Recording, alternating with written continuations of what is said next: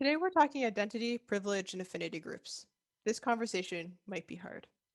We encourage you to sit in that discomfort, to challenge yourself, and to learn. We do want to let our listeners know today that this conversation is shared from the perspective of three white people, and that our discussion around affinity groups are aimed at other white folks. None of us are perfect. We are at different points in our learning journeys, and we all have a long way to go. Please come and sit with us as we grow together.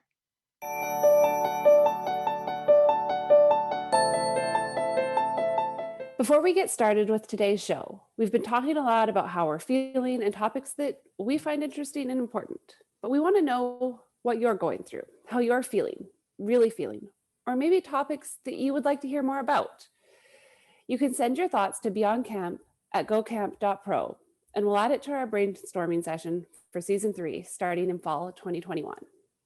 Welcome to Beyond Camp, where we explore the intersection of camp in our lives. For too long, camp professionals have referred to camp as being in a bubble, and we're here to burst that bubble with you today. We know that camp intersects with every aspect of our lives, and we're excited to delve into those. We're your host, Rachel Kent. My pronouns are she, her. And I'm Cassie Bloy. My pronouns are also she, her. We're here to go beyond camp with you. As a reminder, please subscribe to this podcast wherever you're listening today, and be sure to check out the show notes at gocamp.pro/beyondcamp. Now, let's get started. Today, we are thrilled to host Matt Honsberger, who's an experiential educator in Toronto and executive producer of podcasting with Go Camp Pro. You've likely heard his voice on First Class Counselors. He's also a member of the Pandemic Response Coordinators and an author of The Brief Camps in COVID. He has 5 years of experience as a camp director at a variety of camps in Ontario. Matt, welcome. We're thrilled to have you. Thanks for having me here. I am psyched. I'm really excited to be on this side of things with the two of you. So fun. So today we're going to dive into a topic that some might consider hard or challenging, and that might be a little bit uncomfortable. And we are agreeing and consenting to sit in that space as we work and learn together. So today, Matt has offered to join us to discuss the topics of what privilege looks like, how we've stumbled, and how we've learned to identify our privilege and to use our privilege for good, and how we are working towards being anti-racist. So we're going to start off this topic as we start many of our shows. Matt, how would you say that you identify? For sure. I would say my given identity, Rachel, when we were chatting earlier, Rachel gave me this interesting thing that there's your given identity, things that are just innate about you, and then the ones that you have chosen about yourself. So my given ones, the ones that would like check the demographic boxes would be I'm a male, I'm straight, and I'm white. My chosen pronouns, I've been thinking a lot about this. I think big kid is the one that is identifying strongest with me right now. I think I love playing. I love hanging out with people. I love when people are nice to me and nice to each other. Very like I check the boxes of a kindergarten classroom, I think. But the via character strengths would tell me that I'm a helper. The Clifton strengths would tell me that I'm an arranger and an includer. And then I also think that I'm a connector of people and of ideas. And I'm a pretty emotional person. I am very emotionally affected by the people around me. And I like when people are happy. That's the big kid. And then if you're interested in my political stance, I'm pretty socialist leaning in most ways, social liberal. I like that. I feel like you've covered a lot of ground there. And I think that that distinction between identities that we have chosen and identities that are more assigned to us is an important one. And I think we'll get into that a little bit later. But there's a lot of privilege to being able to choose your identities and also identities that you can walk away from or choose to hide if the moment suits. Yeah, that was so much in such a short amount of time. I'm just like, I'm still processing it all and like figuring it all out. But within all of those identities that you mentioned, Matt, where do you feel you carry privilege? I think I probably carry privilege in all of them, either based on what the given there's given privileges and the given identity. Being male carries a ton of privilege. Being straight carries privilege. Being white carries a ton of privilege. And then I think the other one that, if we're talking about given things, are my abilities. So I would consider myself a generally sporty person, a generally musical person, and a generally wordy person. Using generally wordy is a bit of an oxymoron for that. But I think that I'm fortunate enough to be able to hang out in musical and sporty and wordy circles and be able to seem like a bit of an insider. And I know that's not the case for everybody. In terms of privileges that I've leaned into and benefited from, I think I have a great network of people. Travis Allison has connected me to the two of you and to the greater summer camp professional work where I'm able to write and podcast and develop my network in that way, which is definitely a privilege to have a mentor like Travis. And other people just encouraging my abilities, from camp directors at a young age, pushing me into leadership positions, which shaped my life as an educator. And also to have the ability to explore different career opportunities. I have a partner who's really supportive and a family who's been really supportive of me bouncing around between schools and podcasting and freelancing and working as a camp director. That takes a lot of patience from your family as a partner, and a partner who um, look to you for some stability. And so I'm grateful for them letting me kind of play in the sandbox for a little bit. And then I think the last one is camp. Camp has given me almost every good thing in my entire life, and just to be able to go to camp is a privilege. And I one thing I guess I missed in my identity is that I'm a camp person pretty through and through, a believer of camp, a participator in camps, and that is privileged. I was privileged that my church had money for me to go to the LIT program, which started my journey in understanding leadership and the joy in helping other people and leading other people. That all started because my parents probably couldn't have afforded to send me to that program. So there was a ton of privilege right from the start of my leadership and career journey. Wow. I love how you just like broke it down of like it's here and it's here and it's here. But have you always been aware of that privilege that you carry, or do you think there's a point in time that certain pieces of it became more identifiable to you? No, it was not always apparent to me, and I think that uh, I wonder if anyone's privilege, like when the first part they're introduced to their privileges. You know, I work at a pretty affluent school right now, and I think that the young gentleman at my school, would probably know that they're privileged because that's something that we talk a lot about. But I went to a public elementary school, and I struggled socially in elementary school and even in high school. So I think that in those years I had a bit of a chip on my shoulder that made me feel like I was an underdog. So I was constantly pushing for something, either more wealth, more popularity, being more skilled to fit in.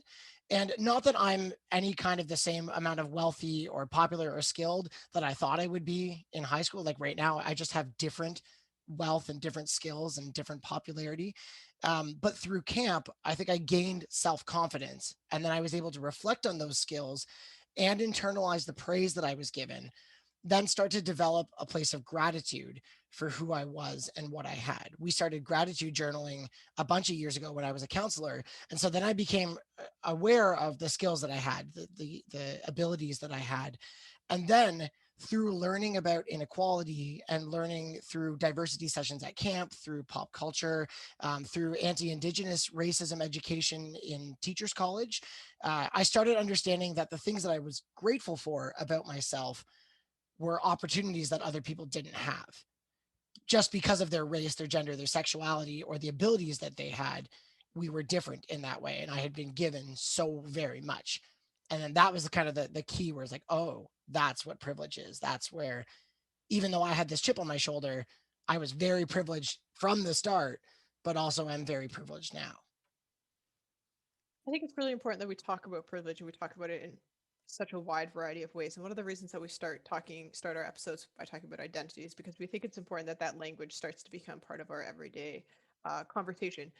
And then an extension of that is that we start to talk about privilege and we identify it. And I know when I first learned about privilege, I felt attacked, and there's a lot of fragility in that. And that I was like, "Well, you're attacking me for something I can't control," and that's not the point of privilege. It's just an acknowledgement of the sort of where we are in the world, and from there we can move forward and do some work. Um, and I think that it's really important for white men as well, especially white straight men, to start those conversations and to take the responsibility for starting those conversations. Stepping into privilege, and with that privilege, for those of you who are listening today, all three of us are white. So when we talk about walking into our privilege and supporting anti-racism. How have you stumbled in that process and talking about that and in working through that? I think that because of wordiness, the skill that I'm not showing right now, because of the wordiness that I've able to find myself in, and the skills that I've gained in that way, I think I've been lucky or privileged my whole life to be able to weave my way in and out of conversations, and I can be quick to add my voice to a situation, when instead I should be just taking an extra second to listen.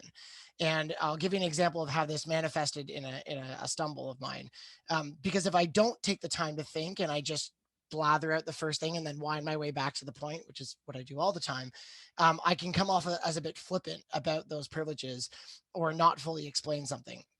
And the first one, the example of this is that I was chatting on Slack when it was the summer, and we were really getting into anti-racism in terms of something that we wanted to champion as the camp industry as a whole.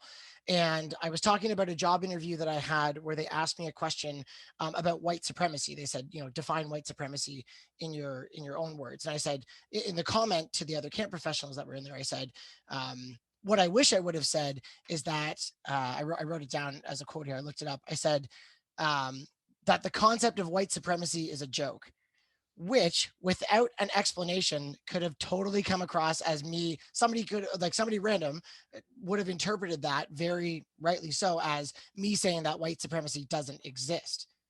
When of course it does. Of course, white supremacy exists, because what I really meant was that the belief of any sort of racial supremacy, i.e., that white people are superior, doesn't make sense. That it is dumb as a concept on its face. It very much so exists. So I was really grateful that someone compassionately asked me to clarify. That they said, "I think I know what you mean, but can you clarify, because that could have been problematic." And then I went, "Oh man, okay." So I think the stumbling comes from you know being a little more quiet as I'm educating myself, and being a little bit more contemplative, or like Googling something before asking someone who wasn't necessarily consenting to educate me on a pretty basic topic. I've had to learn that hard lesson a couple of times. Um, Talk Yeah, less, Google more.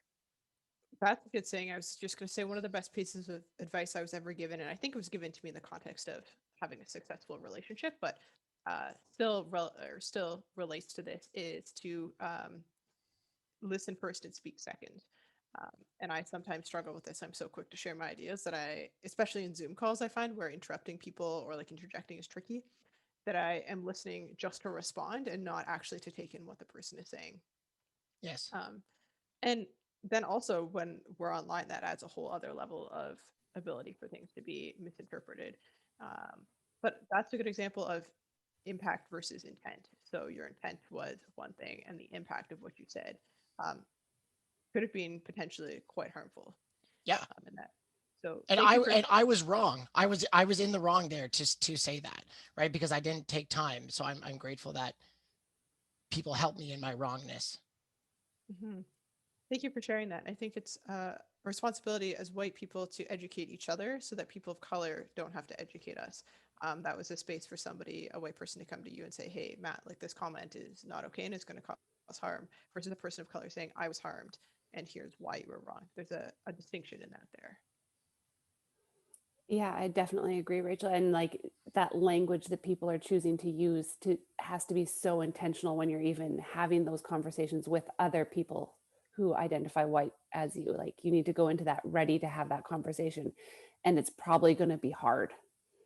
And some people might not be ready to address those conversations yet, depending on where they are at in their growth and learning. But Matt, as we continue on, and you talk about kind of learning and growing, where else do you feel you have space to grow?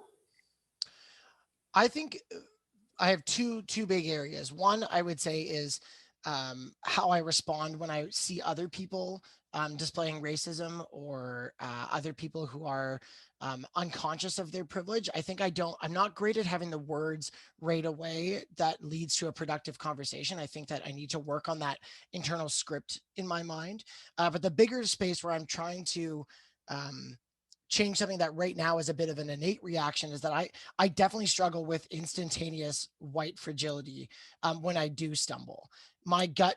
So if I say something that's problematic and someone calls me in and or even calls me out and lets me know that what I said was wrong, my gut twists and I have the instantaneous reaction to try and explain myself, overly apologize, and with that, I think I can become almost a little bit aggressive as I seek forgiveness. Because it almost matters to me more that they like me and that they like accept my apology rather than me trying to do the right thing. And I wonder if that's like the helper in me and a bit of a people pleaser, that I care more about the opinion rather than the harm that I did. Um, and I can get to that usually after about 10 minutes and a quick walk around the block or something like that. But I'd like to get there a little quicker. So I apologize for anyone that's had to put up with me in the first 20 minutes of my fragility, and I'm working on it. Yeah, because I think it's important to note that when we've caused harm to somebody, whether it's about we've engaged in racist behavior in some way or we've said something hurtful, um, that it is not the person who's harmed responsibility necessarily to forgive us. Yeah. Yeah. I was going to say the thing of like, yes. And I think this is a good spot to take a quick break. Summer is soon upon us, and ACA Illinois continues to ensure that young people from communities that don't traditionally attend camp have the opportunity to. This includes over 5,000 kids from low income communities throughout the state of Illinois annually. They accomplish this by utilizing various partnerships, programs, and campership funds because they know that camp changes lives. And each year, young people are referred by social workers, teachers, and other referral agents because they feel the child would benefit greatly from a camp experience. ACA Illinois fosters these wonderful relationships to ensure more kids get to camp every summer. Their work is driven by their passion to make the world a better place. Each and every member of ACA Illinois truly believes in what they do. They live and breathe their mission. They believe that no young person should be excluded from camp by actively working towards making camp accessible for all. They recognize that finances are often a barrier to accessing camp programs, and they have programs available to ensure that these barriers are lowered or removed for as many campers as possible. Be sure to check out the incredible work they are doing and all the ways you can get involved at acail.org. Welcome back. We're excited for the second half here. We are going to dive into talking about affinity spaces and working towards anti-racist behaviors, thoughts, and actions. And before we start, I wanted to give some sort of context and education around affinity spaces. For some of us, this might be a relatively new term, and I invite you to learn with us. And I also invite you to do some Googling. There's lots of great research out there, and I am by no means an expert on this topic, but I think it's important to have this context before we continue with our conversation.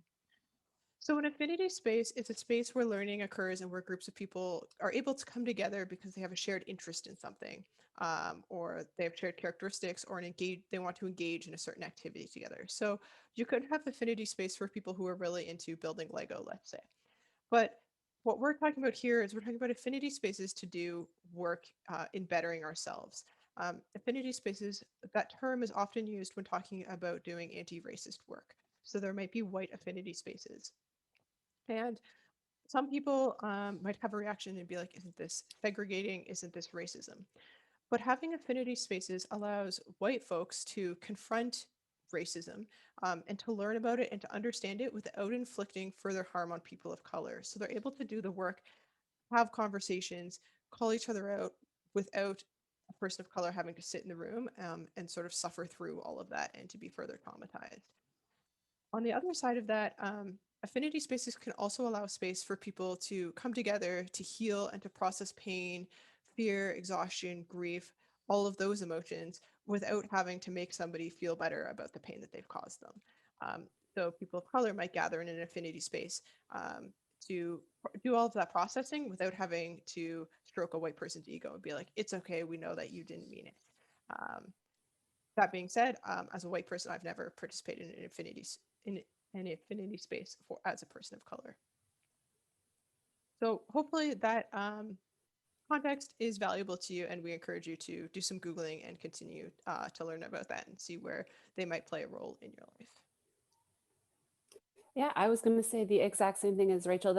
And I have a question for Matt, but I actually open it up to all of our listeners right now to, think about what this might mean to you. So, what does an affinity space mean to you as a person?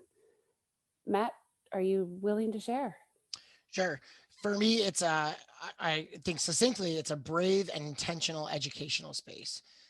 For when it comes for me, the purpose of the affinity spaces that I'm a part of are to work to end anti-race, or sorry, to work to be a better anti-racist, to end racism and white supremacy through gathering with other white folks.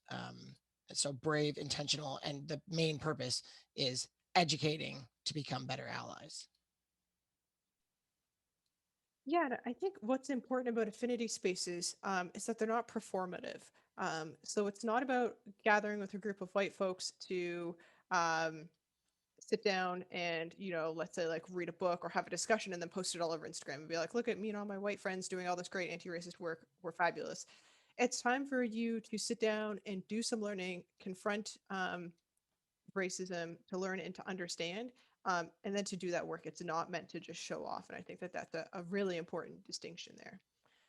Affinity spaces can also exist in other ways beyond racism. Matt, have you ever participated in a male affinity space, or something that looking back on, you're like, oh, maybe that was a male affinity space? Yeah, I had not thought of that. We at camp, we used to have a time called, so we would have staff TLC, which is like staff Bible study. But then once a week in staff Bible study, we would split off by people who chose to identify as male and people who chose to identify as female, or whatever their identities were. They chose was the wrong word to use. Whatever their identities were, they chose to go to to a certain grouping.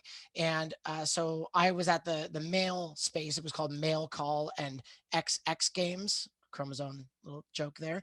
And at Male Call, we would do things like discuss, what it means to be a man at camp, what it means to be a male in the context of working with females. And we talked a lot about privilege, and I had not thought about it until this moment. Probably we were about 16 and 17, having these pretty real discussions about masculinity, and before we knew what toxic masculinity was called, we were talking about those kinds of things.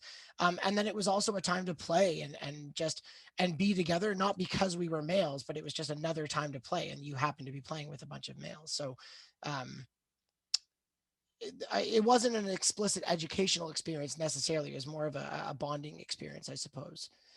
But that's one that I had been a part of, and I know that there are others out there, but I'm not a part of any currently. Do you think it's something that you would seek out? Because I know, for example, for women in camp, folks have said, well, why isn't there men in camp? Or why isn't there, an affinity space for males? Um, do you think that that's a space that you would seek out or want to be a participant in the future? I don't know if we need a men in camp movement. Maybe that's a little inflammatory to say, because because the camp is men in camp already. Like there's so Mhm. many men holding positions of power, old white men, and the world is changing. And nothing against the old white men. They've done a lot of good for the industry. Um, I think I would be more interested. Well, I don't know. There could be an affinity group for men who recognize that that is a problem. Mhm. That there are a lot of white men in power. I think that that's an interesting. I would be interested in doing that with a group of like 6 to 10 people. I don't know if I'd want to go to a whole conference about it. Um, but I know that, in terms of the one thing that I thought was cool, did a training with Surge, or Showing Up for Racial Justice. And they talked about at the end of it that there's a sub organization of Surge called Organizing White Men for Collective Liberation, which was talking about the social justice movement and why white men aren't a part of it as much as they should be. And then also these men would gather to talk about patriarchy and how they can dismantle patriarchy, not only from social justice movements, but just in the world in general. So I think um, I think that is a really interesting direction to go as well. But I like the idea of the camp industry, of a nice small group of people talking about how it got this way and how we can end the patriarchy within the summer camp industry. Hmm. Yeah, and I think affinity spaces, by design, ideally would be small because they're meant for like deep learning and conversation and for personal growth. And so, in my mind, and maybe this is because I'm introverted, Cassie, you'd probably agree with me, they should be small by nature. That being said, there's no rule book for that, but that's what Well, I comes wonder. to I my wonder, mind. like, what would you consider the women in camp movement? Would that be a large group affinity space, or would that be a large gathering? I don't know. We're just mincing words at this point, but Yeah, That's, that's a that's great a good, question. yeah. Oh, that is fascinating. We'll put a pin in that. We I can mean, bring the that women to in camp movement is awesome. Period. Like we could just call it that and move on, right? We definitely can. And I love how much all of this is making me think about different things, but I'm also kind of going to, so why do you personally think affinity spaces are important? You've mentioned a lot of things that they can do, but why are they important in general? Well, I'll tell you about why they're like personally important to me. Mhm. In the group that I'm a part of, it's white people together, and we're going over a book, and we're talking about the context of that in our lives. And in that space, that's where I think I can be a little bit more clumsy, me personally, and I can go around in topics. And there's also the understanding that within that group that we say that it's a brave space and not a safe space. I'm sure that language is familiar to Beyond Camp listeners, but in the brave space, it's where you can say things, but you also have to be prepared to be called into the fact that what you're saying might be problematic because you're serving the educational purpose of becoming anti-racist or whatever the point of you being there is. So I really like that. It's okay to be a little bit more clumsy and maybe a little bit more flippant in there because you're not causing trauma to a person of color. You're not causing trauma to the people that you are supposedly supporting. So if I use a word that's problematic, the worst that's going to happen is that somebody will tell me that I did something wrong.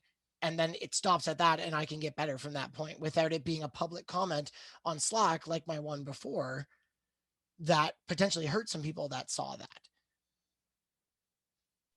And I think it's important to note there that it's not because you're worried about saying things that are just like going to offend somebody and people will be like, oh, everyone's like a special snowflake right now. And like millennials are so easily offended and all of that, people love to bust out those stereotypes when talking about social justice as well, especially. And it's not about, I think, the fear of offending people. I think it's that you don't want to cause harm.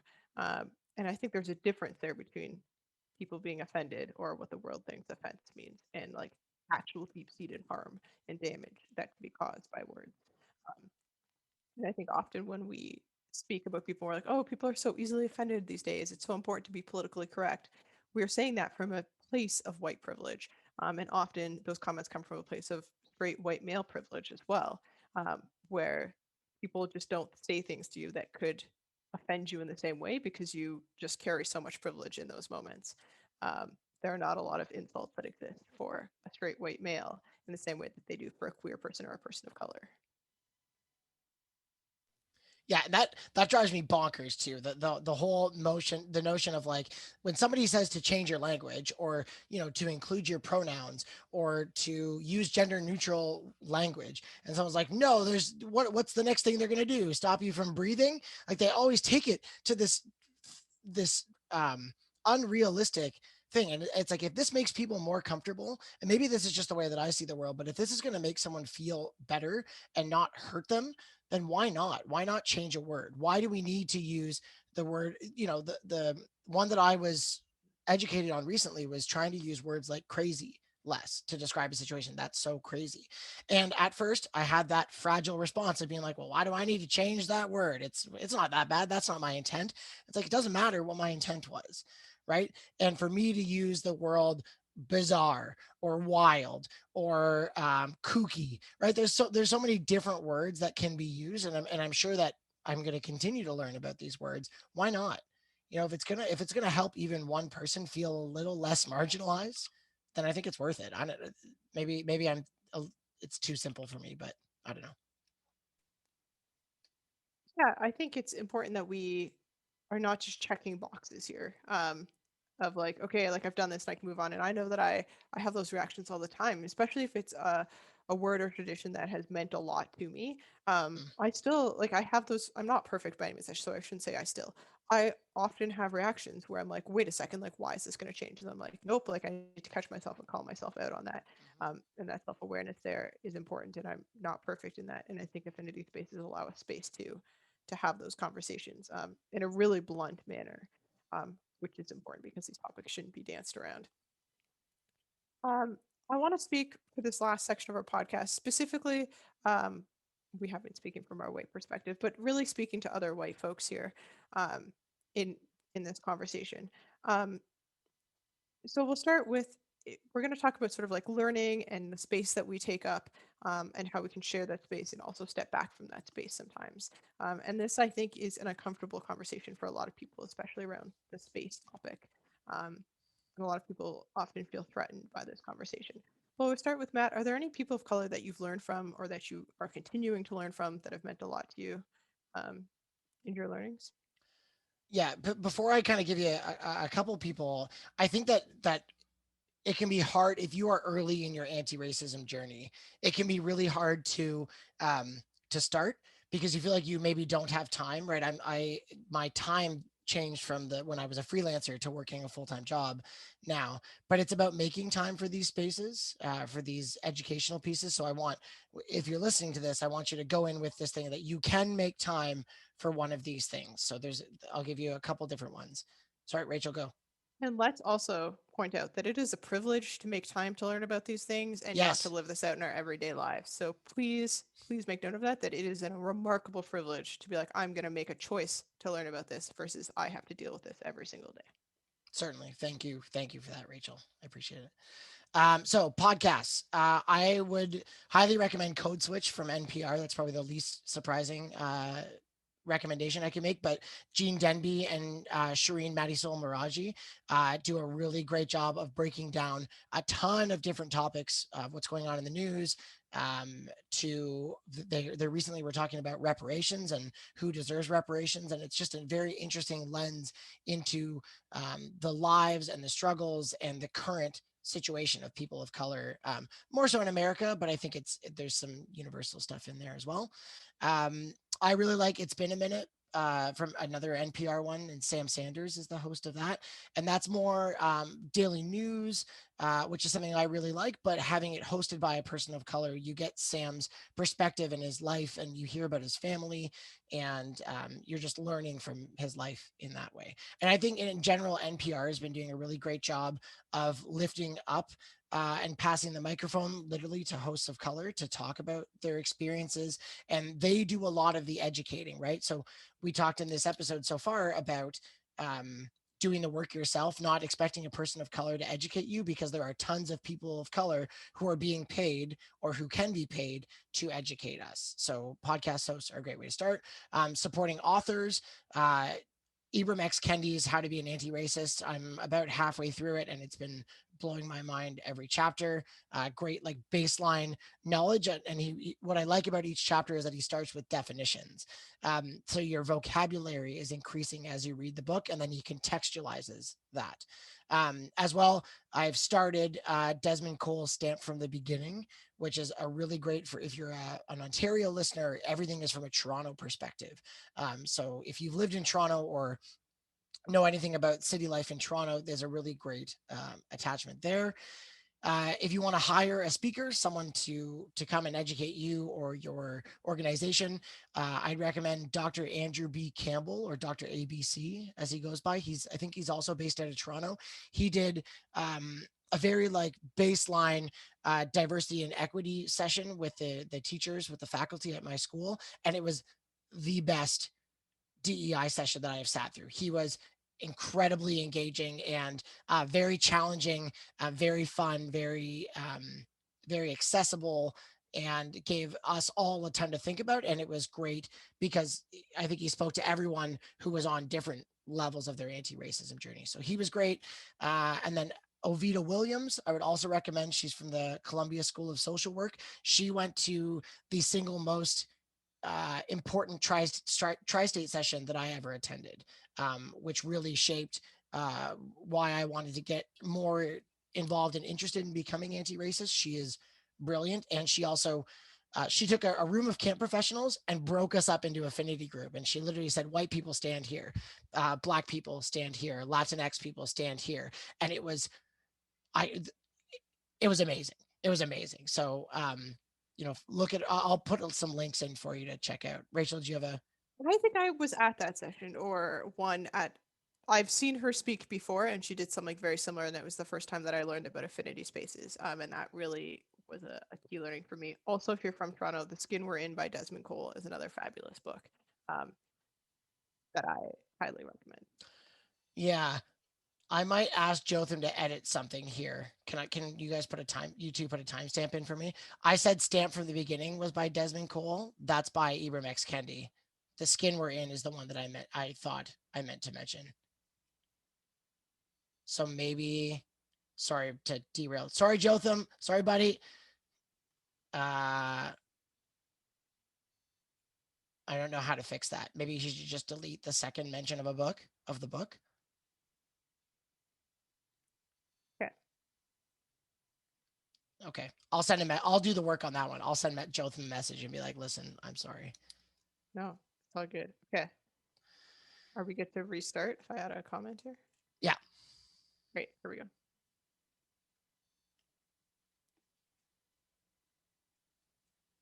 Matt, I think you also touched on an important piece here that there's folks that we can pay to do these things. So when we acquire these books, we are paying the authors to read them. When we listen to podcasts, the podcasts are generating revenue for the speakers on them typically. When we hire speakers, we are giving money to people of color to provide us with that education. And that's really important. And Cass and I have stumbled in our journey in selecting speakers and in terms of that. So, and I say that because I think we need to talk about our desire to be better at this. I don't say that to pat ourselves on the back and be like, it's okay, we'll do better next time. We are all collectively working to be better. And so I think we need to continue to talk about the conversation of how we need to pay people for their education. Yeah, I was going to thank you for all of these amazing resources. I'm definitely early in the journey. And my biggest question is like, as I do all of this learning, how do we, as white folks, intentionally take up less space? Well, I think that taking up less space in a public way, um, I think taking up space is important in the way that you need to like expose yourself more to things. You need to add to discussions and conversations and do so in a very intentional way, right? Stop, talk less, Google more. But join an affinity group. Start a book club on how to be an anti-racist. Or any of the books that you can find on the internet of like top recommended books by Black authors, and start that group of people. And I think the three of us, if you reach out to us, we can help you frame that affinity group. But that's how you take up less space, is that you do it privately. You make a small space and discuss from there. That's what I think, at least. I think that makes really good sense, that we're not doing it and going out and like putting on a parade. We're taking it and we're taking that time to internalize it and practice it in a space where we can be brave and we can learn and we can grow. Mm-hmm. I want to clarify that when we talk about affinity spaces and doing work in that we are doing that learning and we are not making plans for other people. There's a phrase that's used a lot in inclusion and things, nothing about us without us. So we are not using affinity spaces to come up with policies about people who are not present for those conversations, regardless of what the affinity space is for. And that's a very important distinction to make there. That when you're creating policies, you should absolutely have those groups represented, and you should be paying those groups for their time in creating those policies. Matt, this is a question that I think a lot of, how should I phrase this? White men are challenged on a lot of the time. What does it mean for you to make space for others to speak without speaking for them look like? What is making space for others to speak without? I I think that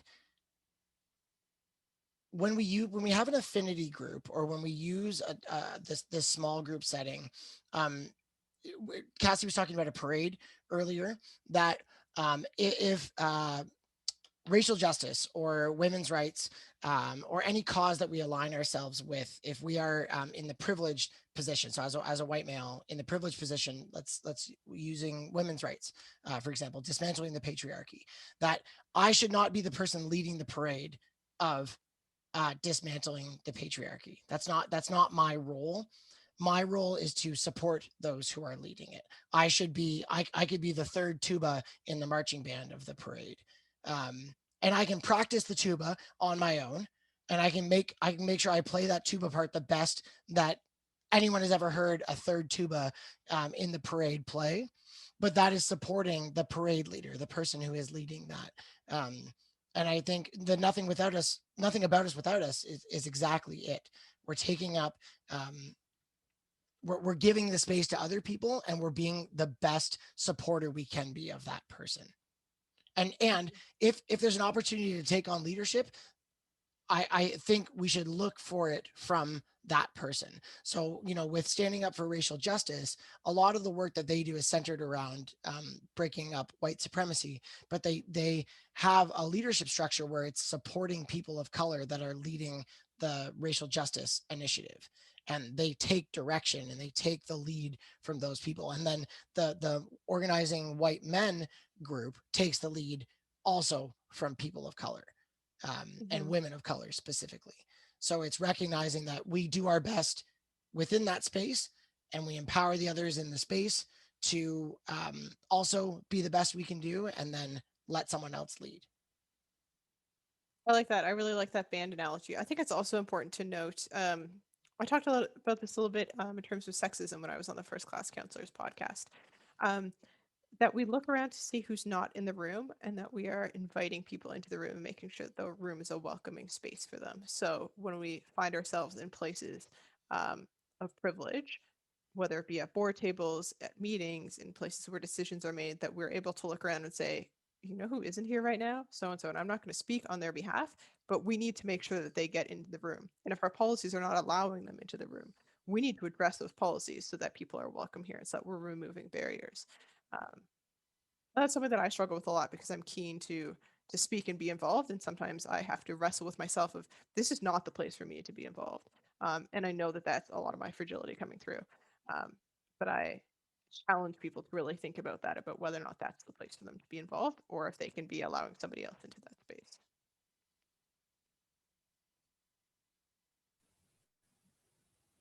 I have learned so much today.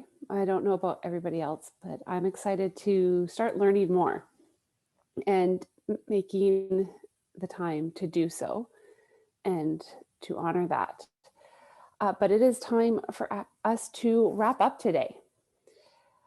But before we leave you, we're going to jump back to our recharge station. We were thinking about it today, and we're not sure when the last time we did one is. So we all need a reminder to recharge ourselves, to remember our personal wellness as we continue through both the good and the difficult times. It's something we as camp professionals continue to struggle with. And you might find that if you've left camp, you're still going to struggle with it because we are still fixers and doers. So this is your reminder to ask yourself how you charge your batteries and what makes you feel inspired. Um, I just have one gentle reminder for everybody as we head into the busy season of summer. If you are a camp professional, take your days off. But I think Rachel had something a little bit more inspiring. That's a good one. Cassie, I'm going to hold you to that. Mine was around boundaries and social media and technology, that we're being very cautious and careful with those. As we work our way through the pandemic, and with everything else, that we set some boundaries and we follow accounts that serve us and that we can learn from, but that we also are able to take time away from as needed. Awesome. So as we wrap up and thank all of you for joining us, we want to give a big shout out to Matt for joining us live on an episode this week and being here as we record. It was an absolute honor and privilege to have you with us today, Matt. And we want to thank all of you for listening with us today. And we hope that you were able to connect, reflect, and maybe learn about your next steps as we journey beyond the property lines and bring camp with us. So if you would like to reach out and connect with us, you can reach myself, Cassie, at cassie.bloy at stefanricard.ca. Matt, how can our listeners connect to you? If people want to chat about podcasts or affinity groups or tell me what their favorite camp dinner is, you can reach me at Matt, M-A-T-T, at gocamp.pro. Thank you. And Rachel. Folks are always welcome to send me an email at kentr@girlguides.ca. Please remember to check out our show notes at gocamp.pro/beyondcamp. And our final thank yous go out to the team at GoCamp Pro for creating and holding the space for these conversations, to the team at ACA Illinois for their continued support and sponsorship of us, to our producers, Matt and Jotham, for taking care of all the little quirks that come up as we record, and to you, our listeners, for making the time to listen. Beyond Camp is part of the GoCamp Pro podcast network. Check out all our other podcasts at gocamp.pro/podcasts. Go well and safely, friends. We'll see you next week.